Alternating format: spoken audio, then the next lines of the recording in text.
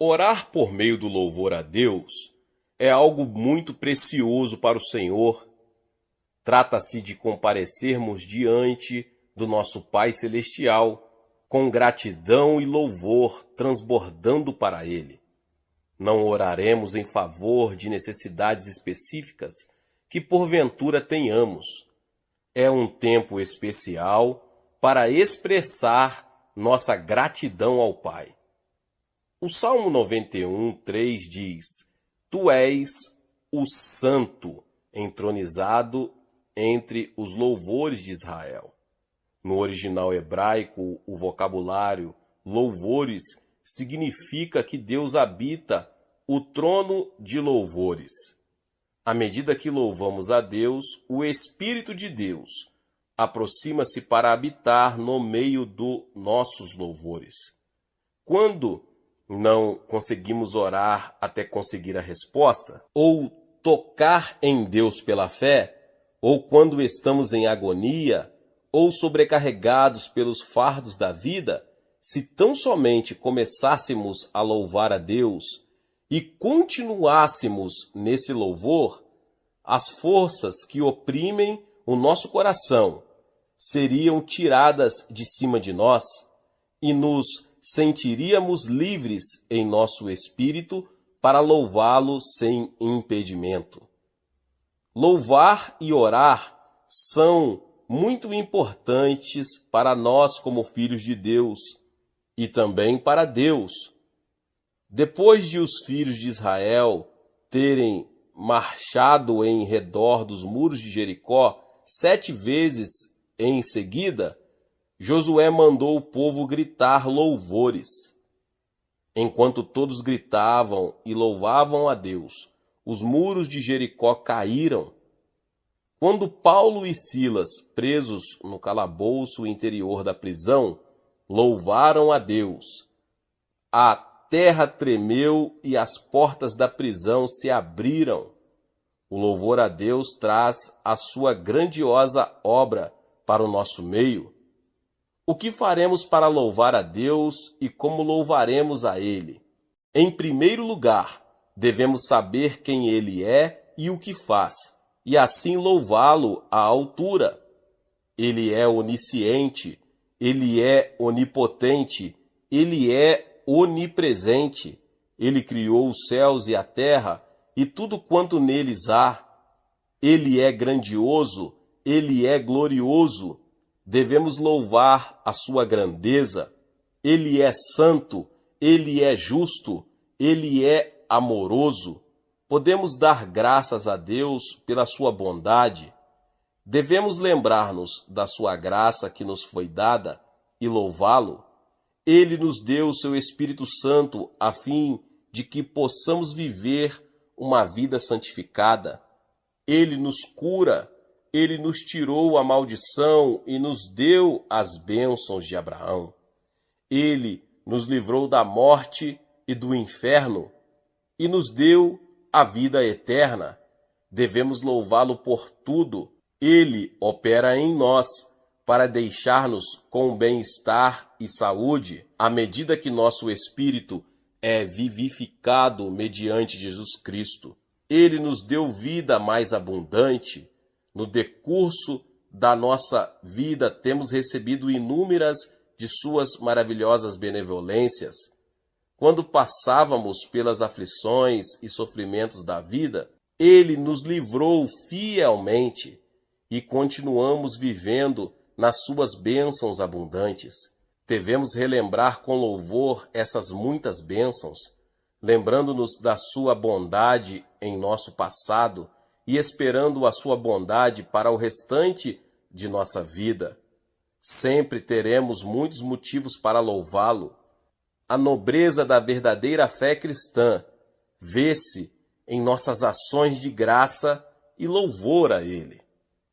A palavra de Deus afirma: aquele que oferece sacrifício de louvor me glorifica, e aquele que bem ordena o seu caminho, eu mostrarei a salvação de Deus. Salmo 50:23.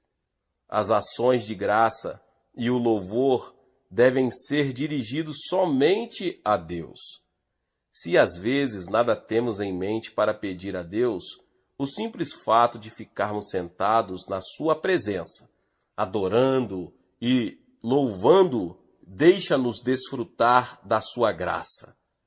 Há muitos anos, quando fundávamos nossa primeira igreja em Buvandong, numa área de favelas em Seul, certo ancião que vinha fielmente às reuniões de oração de manhã cedo orava assim: Deus Pai, só quero agradecer-te, só te agradeço, Pai. Obrigado, obrigado. Todas as manhãs ouvíamos a sua oração, oferecendo ações de graça e louvores a Deus. Começava seu período de oração com ações de graça e o terminava com ações de graça. Eu, como pastor jovem, não conseguia entender por que ele dedicava tanto tempo para simplesmente dizer obrigado, Deus, e louvar ao Senhor. Mas agora, depois de muitos anos de ministério, ao refletir sobre a oração do ancião, que se sentava numa esteira surrada de palha de arroz, reconheço que esse homem tinha fé profunda e grande estima pela bondade de Deus para com ele. Refletindo sobre a minha vida, nada tenho que oferecer ao meu Pai, senão gratidão por todos os aspectos da minha vida. Até nos mínimos detalhes da minha vida, tudo tenho recebido mediante a sua graça. O salmista Davi foi reconhecido como um homem segundo o coração de Deus, porque ele foi quem mais louvou a Deus. Ele deixou-nos muitos salmos de louvor para que os entoemos também. Nós, os cristãos, lembramos-nos do exemplo de Davi. Não devemos negligenciar a oração de louvor ao nosso Pai.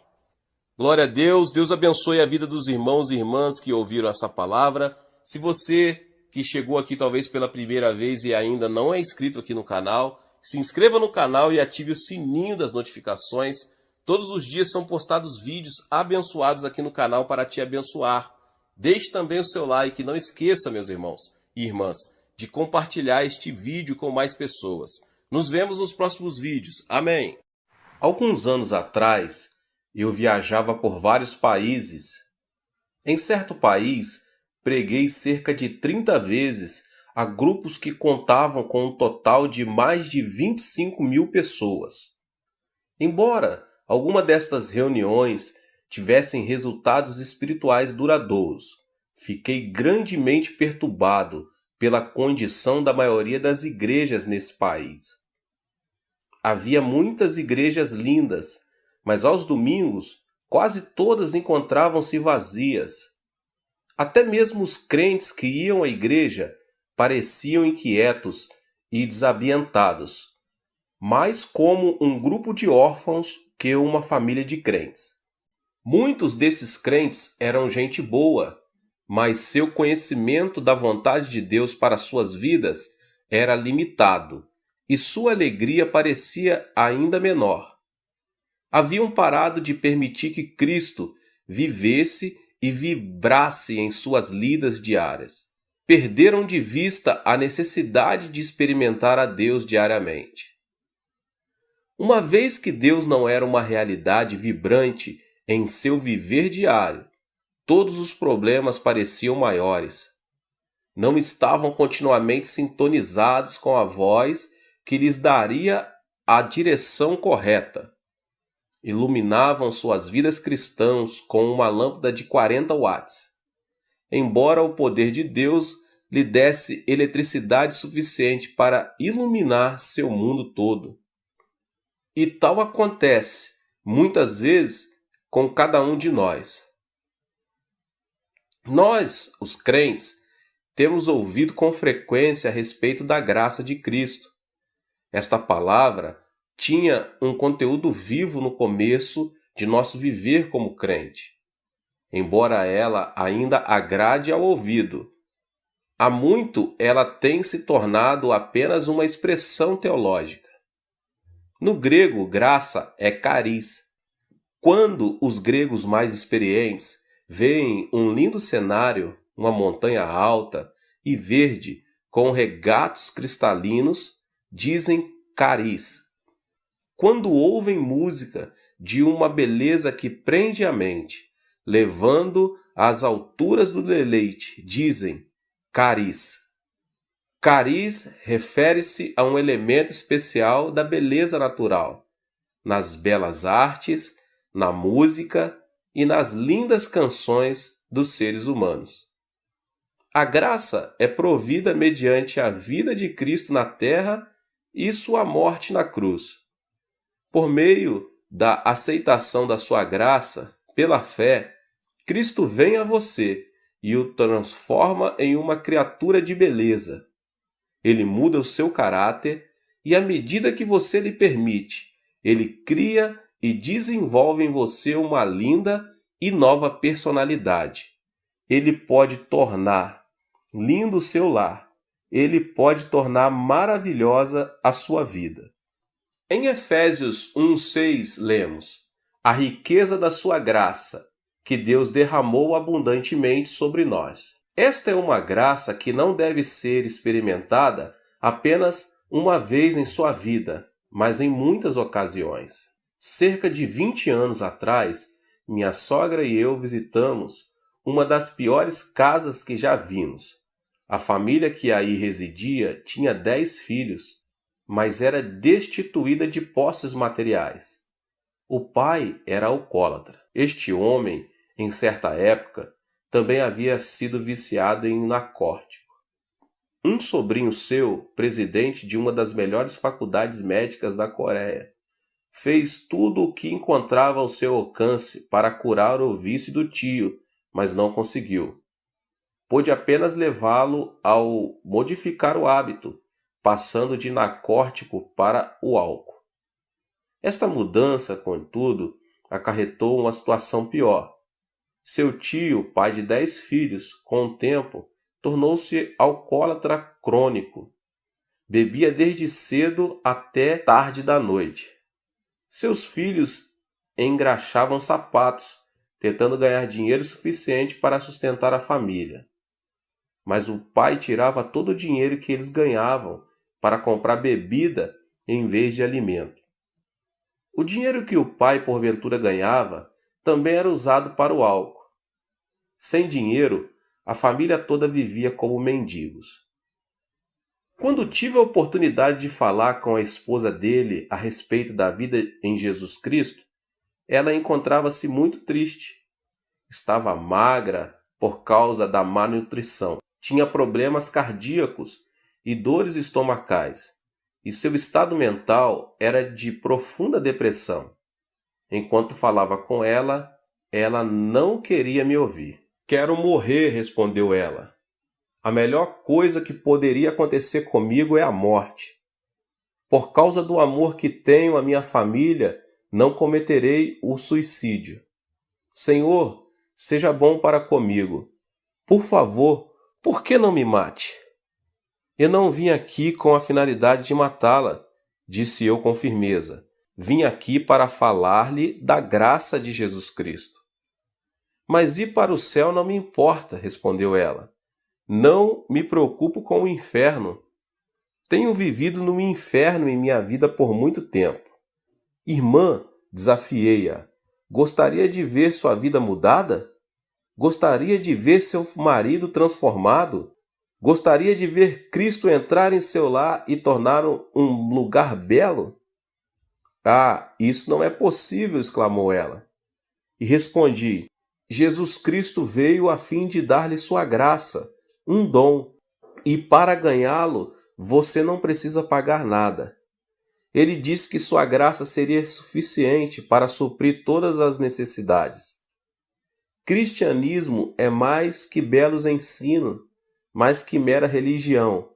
Quando a pessoa se torna crente, Jesus Cristo entra em sua vida e dá-lhe sua graça. Ele a torna linda." Ela ouviu minhas palavras com interesse e começou a ir à igreja. Logo saiu de sua depressão. Deus curou-lhe as dores estomacais e os problemas cardíacos. Ela decidiu ser crente e tornou-se uma pessoa linda. Sua personalidade foi transformada pelo poder de Cristo. Desta época em diante, minha sogra e eu oramos com ela para que seu marido fosse liberto do alcoolismo. Todos os que ouviam falar que estávamos orando por seu marido riam-se de nós. Muitas vezes, ele próprio ia à igreja a fim de ridicularizar-nos. Contudo, persistíamos em nossas orações a Deus. Sabíamos que a graça de Jesus Cristo podia mudar seus desejos e personalidade. Passaram-se alguns meses. Certa manhã, levantei-me às 4 horas para nossa reunião diária de oração. Depois de apresentar o sermão, todos nós começamos a orar. De súbito, senti-me como se caísse em profundo sono. Parecia que meu espírito estava sendo levado e eu podia ver a glória do céu. Então a voz de Cristo falou ao meu coração: Meu filho, ouvi suas orações. Fiquei tomado de alegria, corri para minha sogra dizendo: Mãe, Jesus ouviu nossas orações. Mais tarde, enquanto tomávamos o café da manhã, um dos filhos do alcoólatra veio até minha casa. Em suas mãos, uma mensagem. O pai estava morrendo. Fiquei espantado. Foi naquela manhã que Cristo me havia dado a certeza de que ele ficaria bom. Minha sogra e eu corremos para a casa deles. Lá encontramos um homem próximo à morte. Sua esposa disse-nos tristemente: Ele tem gritado a noite toda, está morrendo e ameaça matar-nos a todos. Enquanto o ouvia gritar, pude perceber alguma coisa a mais. Ele não morria de verdade. Satanás, contudo, tinha se apoderado de sua vida e mente, levando-o a pensar e a agir como se a morte logo seria uma realidade. Assim, unimos-nos e oramos, repreendendo o espírito de Satanás. Reivindicamos a vitória em nome do Senhor Jesus Cristo. Então sentimos a linda presença do Senhor. Instantaneamente o homem caiu em um profundo sono. Deixamos-nos a casa crendo em Deus e louvando-o pela vitória. Jesus havia tocado o alcoólatra com sua graça. Desde esse dia, ele não mais tomou uma gota de algum álcool sequer. A graça de Deus começou a fazer dele uma pessoa diferente. Seus amigos começaram a ajudá-lo. Certo amigo deu à família um saco de arroz e o pai trouxe-o para casa em vez de vendê-lo a fim de comprar bebida. Era a primeira vez que ele trazia arroz para casa em 10 anos. A esposa dele ficou tão comovida que começou a chorar. Então ela se lembrou de meu sermão sobre pagar o dízimo. Ela separou a 10ª parte do arroz, mas não se sentia à vontade em dá-la a Deus. Ora, Jesus, argumentava ela, tu sabes que precisamos deste arroz. Compreenderás se não dermos o dízimo dele. Assim, ela colocou a 10ª parte do arroz de volta no saco. De novo, porém, lembrou-se do princípio divino do dízimo e novamente tirou um 10º. Depois de algum tempo, despejou o arroz de volta no saco. Era grande sua luta interior. Às 4 horas da manhã seguinte, com grande esforço, ela separou a 10ª parte do arroz novamente. Saiu de casa e começou a andar a caminho da igreja. Enquanto andava, lágrimas inundavam-lhe os olhos. Não podendo ver a estrada com clareza, tropeçou e caiu muitas vezes. Finalmente chegou para as orações matinais, toda suja e triste. Entregou o arroz, caiu ao chão e chorou. Ela parecia tão triste que me deu vontade de dar-lhe o arroz de volta, mas não o fiz. Ela tinha que aprender os princípios básicos da vida cristã. Tinha que aprender a experimentar a graça de Cristo diariamente. Então oramos juntos e abençoei-a em nome de Jesus. Um mês mais tarde, ela veio correndo à nossa casa. Pastor, pastor, exclamou ela, Aconteceu um milagre. O que aconteceu? Perguntei. Ela respondeu alegre. Temos comido daquele saco de arroz por mais de um mês. Esta manhã meu marido perguntou-me como é que eu conseguia alimentar a família com um único saco de arroz. Ele já durou por mais de um mês. Fomos à sua casa para verificar o fato. Havia exatamente 1/10, a quantia de seu dízimo restante no saco. Toda vez que ela tirava um pouco de arroz para cozinhar, 1/10 sempre permanecia. O milagre continuou até seu marido comprar outro saco de arroz. Assim que comprou outro, o primeiro se esvaziou. A graça diária de Cristo também começou a operar em seu lar. Por causa da pobreza da família, todos os filhos trabalhavam arduamente o dia todo. Então os filhos começaram a frequentar a escola. Hoje o marido é ancião da igreja. 2 dos seus filhos são pastores, cada um deles com um lar cheio da beleza de vidas dedicadas a Cristo. Esta família inteira aprendeu a importância de experimentar a graça de Cristo diariamente. Há 4 palavras na língua grega para expressar diferentes tipos de amor. Uma palavra é eros. Este é o tipo de amor que sentimos pelo sexo oposto. Amo muito a minha esposa e ela também me ama. Quando me encontro fora, em viagem evangelística no exterior, procuro escrever-lhe uma carta todos os dias. Contudo, posso perceber alguns sentimentos egoístas em nosso amor, pois há momentos em que desejo que ela me ame ainda mais do que a amo. Há ocasiões em que ela deseja receber mais amor do que oferece. De modo que, em certas oportunidades, discutimos. Discussões essas que nascem de uma luta pelo poder, em vez da estabilidade do amor abnegado. Estou no Ministério da Palavra por mais de 2 décadas. Durante este período, tenho aconselhado muitos casais com problemas conjugais. A maioria desses problemas foi causada por amor egoísta e autocentralizado. O amor de Deus é diferente. O seu não é o amor egoísta eros. Outra palavra para amor é filéu. Este é o tipo de amor que existe entre amigos. O amor dos amigos é menos egoísta, mas ainda há restrições. Enquanto a pessoa tem abundância e prosperidade, ela terá muitos amigos, mas no momento em que chega o fracasso nos negócios ou outras dificuldades, muitos amigos, um a um, a deixam. O amor filéu também falha ao enfrentar problemas. Storge é uma terceira palavra grega para amor. Este é o tipo de amor entre os pais e os filhos. Esta espécie de amor envolve um tipo diferente de dedicação. Durante a Guerra Coreana, muitas pessoas foram para Busan, no extremo sul da Coreia. A maioria das pessoas que viviam aí, minha cidade natal, eram muito pobres, com escassamente o necessário para cada dia. Era quase impossível conseguir trabalho. Desesperados pela falta de alimento, até mesmo roubávamos.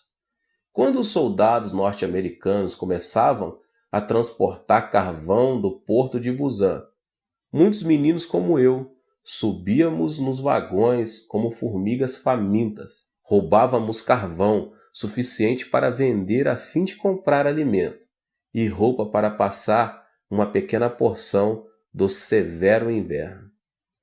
Certo dia, um grupo de refugiados subiu num trem de carga para roubar carvão.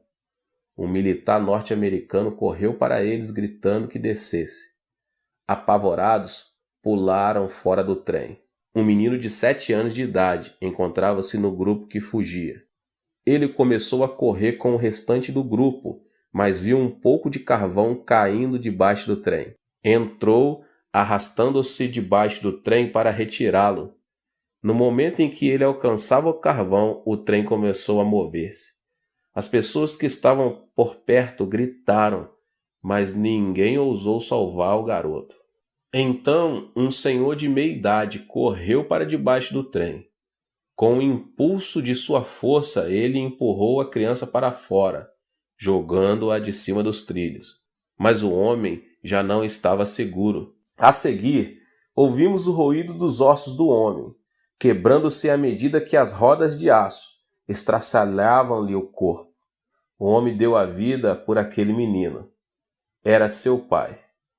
Tal é o amor de pais cuidadosos. O amor estorge. Leva os pais a ações heróicas. É um maravilhoso tipo de amor, mas ele também tem seus limites. É um amor limitado aos pais e aos filhos. Na língua grega, o amor de Deus é ágape. Ágape é diferente de eros, diferente de filéu e diferente de estorge. Ágape é um amor incondicional, o amor de Deus mostrado mediante a vida de Cristo e de sua morte na cruz do Calvário. Deus não nos ama porque podemos dar-lhe algo de volta. Ele não nos ama porque podemos passar horas alegres de amizade com Ele. Ele não nos ama porque tenhamos alcançado algum ponto de perfeição humana. Deus nos ama sem condições. Deus é amor e é de sua natureza amar. Cristo viveu uma vida sem pecados e de livre e espontânea vontade sofreu a morte de torturas de um criminoso por causa do amor ágape. Cristo sofreu na cruz a morte que era nossa. Por meio de Cristo, Deus provou que nos ama, a você e a mim, a despeito de nossos pecados, nossas fraquezas e do fato de não merecermos o seu amor. Se você colocar sua fé em Deus, Ele pode purificá-lo dos seus pecados e conceder-lhe o perdão. Com a ressurreição de Jesus, provou-se o poder de Deus, poder que pode dar força às nossas debilidades. Deus apresenta um convite a todos nós. Vinde a mim, todos os que estáis cansados e sobrecarregados, e eu vos aliviarei. Isto está em Mateus 11, 28. O amor de Deus é amor para hoje, amor pelo qual você e eu podemos viver. Jamais tenha dúvida de que você é profundamente amado por Deus. Você tem a habilidade e o privilégio de falar diariamente com Ele, diretamente com Ele também. Não se preocupe com os pecados passados. Deus pode conceder-lhe perdão mediante a fé em Cristo. Não se preocupe com os seus fracassos. Deus pode dar-lhe a força para vencer e ter sucesso. Não se preocupe com suas insuficiências. Mediante Cristo você é fortalecido. Não se preocupe com suas frustrações. Deus mostrou que a frustração última, a morte, é impotente perante sua vontade. Grande parte da Bíblia ocupa-se com o relato do amor de Deus ao homem. Leia-a diariamente e deixe que ela fale do amor de Deus a você. Faça da oração parte de suas atividades diárias. Converse com Deus com honestidade e do íntimo do seu coração e mente. Permita que Deus lhe responda com palavras de amor e sabedoria. Deus o ama profundamente. Paulo termina a segunda carta aos Coríntios com estas palavras: a graça do Senhor Jesus Cristo e o amor de Deus e a comunhão do Espírito Santo seja com todos vocês. 2 Coríntios 13:13. Nestas palavras, o apóstolo Paulo reconheceu a importância de experimentarmos a graça de Cristo e o amor de Deus. Ele também aponta o terceiro aspecto, a presença do Espírito Santo. Se parafrasearmos este versículo diretamente na língua grega, teríamos: a graça de Jesus Cristo e o amor de Deus estejam em vós mediante a comunhão do Espírito Santo. O Espírito Santo é o meio pelo qual recebemos a graça de Jesus e o amor de Deus.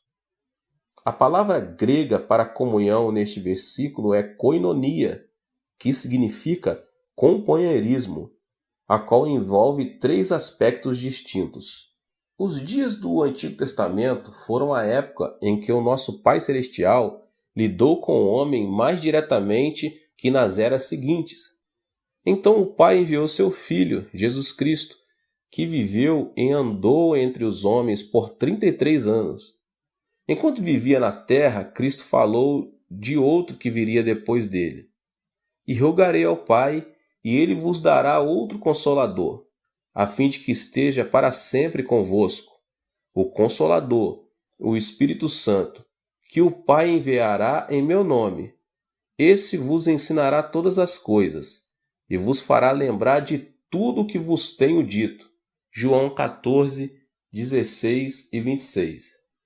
Hoje, mediante a pessoa do Espírito Santo, podemos experimentar o amor de Deus e a graça de Cristo. O Espírito Santo é uma pessoa, o terceiro membro do Deus triuno e uno. Não podemos verdadeiramente conhecer a pessoa somente por seu nome, nem mesmo mediante uma apresentação formal ou uma polida de troca de cumprimentos. Só conhecemos uma pessoa por meio da comunhão íntima e do partilhar amor mútuo. A fim de termos comunhão com essa pessoa, devemos compreender um ao outro, falar um com o outro, partilhar ideias, temores, sonhos e esperanças. A fim de experimentar Deus diariamente, é preciso que tenhamos este tipo de comunhão com o Espírito Santo. Devemos dar-lhe acolhida em nosso coração, falar com ele sinceramente e desfrutar de sua presença. Muitos seminários teológicos famosos têm enviado alunos para falarem comigo. Desejam saber o segredo do êxito de meu ministério. Minha resposta tem sido: tenho tido sucesso por causa do Espírito Santo. É importante reconhecer e apreciar a presença do Espírito Santo. Sempre que subo ao púlpito para pregar, oro: querido Espírito Santo, guia os meus pensamentos e abençoa as palavras que vou falar. Depois eu oro: querido Espírito Santo, abençoa muitos durante este culto. Terminada a pregação, oro dizendo: querido Espírito Santo, obrigado por teu precioso poder. Quando leio a Bíblia, oro: Espírito Santo, ilumina meu coração, ensina-me, faze-me conhecer as verdades de Deus. Receba o Espírito Santo nas atividades diárias da sua vida. Não importa quais insignificantes possam parecer. Dependa dele e diga-lhe o quanto você o ama.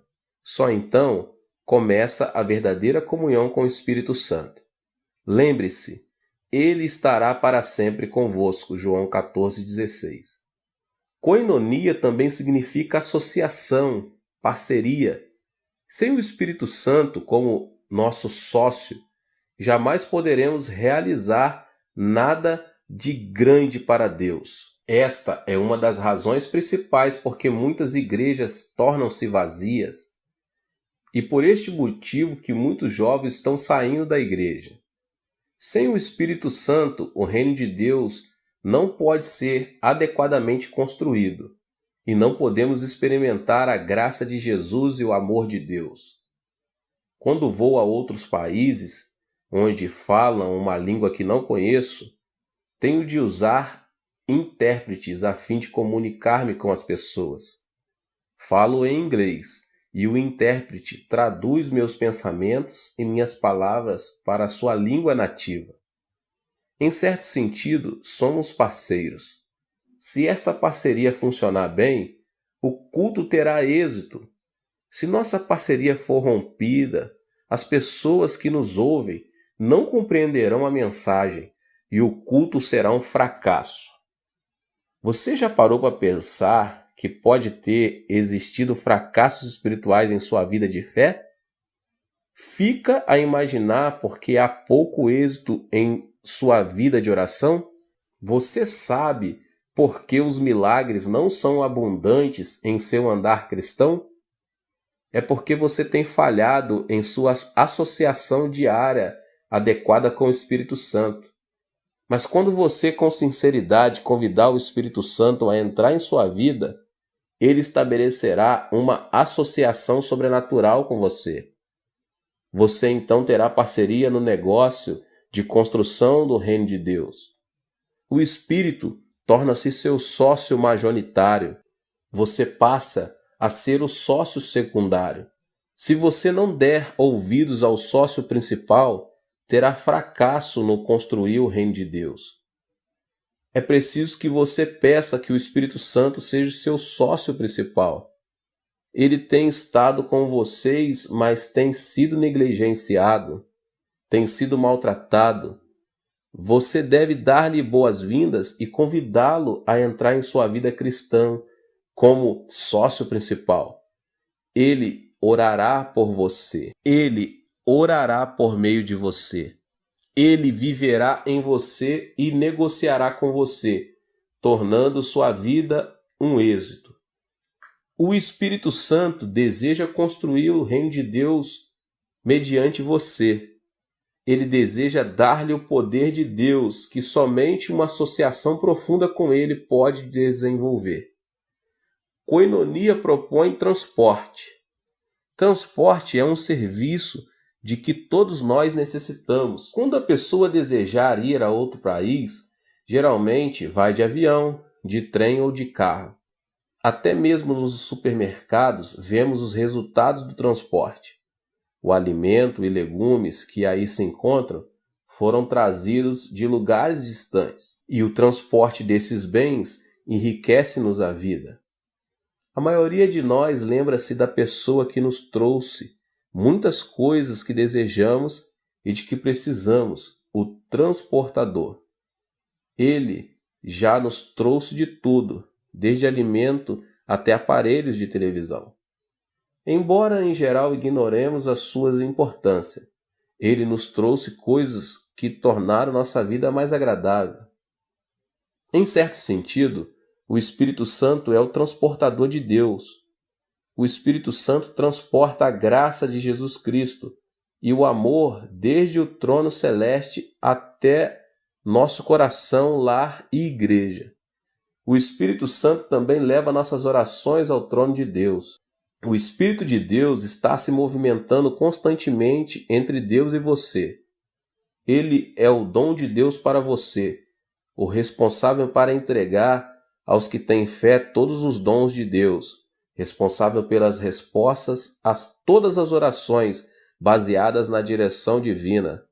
Ele tem deleite em suas responsabilidades, pois é seu desejo obedecer à ordem do Pai. Para uma vida cristã de poder, é preciso que você experimente a Deus diariamente. Jesus Cristo deu-lhe a graça que o torna lindo. No termo cuidado de Deus, ele lhe deu o amor pelo qual viver. Mediante a comunhão com o Espírito Santo e a graça de Cristo, o amor de Deus pode ser seu. Faça do Espírito Santo seu sócio principal e deixe que o poder, a graça e o amor de Deus fluam livremente em sua vida. Experimente a Deus diariamente e permita que a vibração dessa experiência irradie para todos os que estão ao seu redor. Deus te abençoe mais uma vez. Espero que você tenha gostado. Se inscreva aqui no canal e ative as notificações para que você não perca nenhum vídeo. Tem muitos vídeos aqui do pastor David Poyong Cho. Não esqueça de deixar aqui o seu like e também compartilhar com as pessoas que você mais ama. Deus te abençoe e nos vemos nos próximos vídeos. Tchau. Seja membro do canal Vinícius Siqueira e obtenha benefícios que só os membros têm. Então, você que já é inscrito no canal e ativou o sininho das notificações, logo você vê o botão Seja Membro, clique nele e obtenha os benefícios. E o primeiro benefício é que você tem uma mensagem destacada. Quando você faz um comentário aqui no canal, você tem um destaque na sua mensagem. E isso é muito importante porque você mostra para os outros que você apoia este canal. E outro benefício que você tem é que você pode compartilhar os devocionais diários, que são 365 devocionais, que são postados todos os dias aqui no canal. Existe um grupo específico e a pessoa recebe um link que é direcionado para o grupo. E nesse grupo você tem todos os devocionais de todos os dias do mês, que você recebe logo pela manhã, e você tem o benefício de compartilhar esses devocionais com os seus contatos. Esse benefício é apenas para os membros. No YouTube não tem como compartilhar os devocionais, apenas ler na comunidade do YouTube, mas quem é membro tem o benefício de compartilhar com todos os seus contatos e as suas redes sociais. Seja membro!